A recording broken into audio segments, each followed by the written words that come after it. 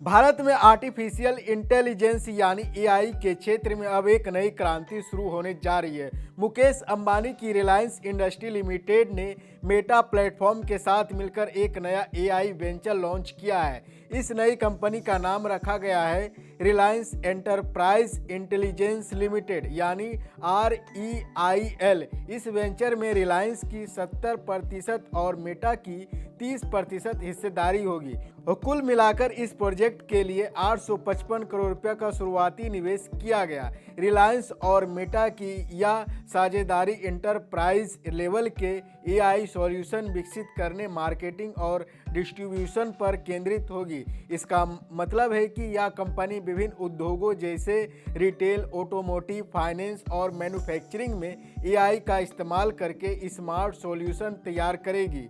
इस नई साझेदारी के तहत रिलायंस इंटेलिजेंस लिमिटेड 70% हिस्सेदारी रखेगा, जबकि मेटा प्लेटफॉर्म के पास 30% हिस्सा रहेगा।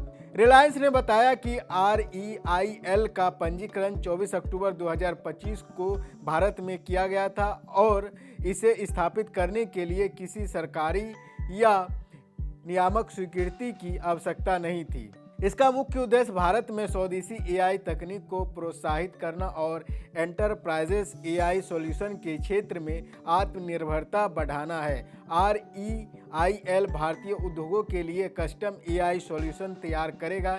इसमें डेटा एनालिटिक्स, बिजनेस ऑटोमेशन और स्मार्ट इंटरप्राइज टूल्स विकसित करना शामिल है। विशेषज्ञ मानते हैं इस वेंचर में भारत एंटरप्राइज एआई के ग्लोबल हब के रूप में उभर सकता है। इसके अलावा इस पहल से रोजगार के नए अवसर भी पैदा होंगे और भारतीय कंपनियों को ग्लोबल कंपटीशन में बेहतर निर्णय लेने की क्षमता मिलेगी। रिलायंस और मेटा पहले भी जियो प्लेटफॉर्म के माध्यम से साथ काम कर चुके हैं, लेकिन अब एआई के क्षेत्र में यह सहयोग एक नई दिशा देगा। भारत में जेनरेटिव एआई और मशीन लर्निंग की मांग तेजी से बढ़ रही है और REIL इस तेजी को अवसर में बदलने की कोशिश करेगा।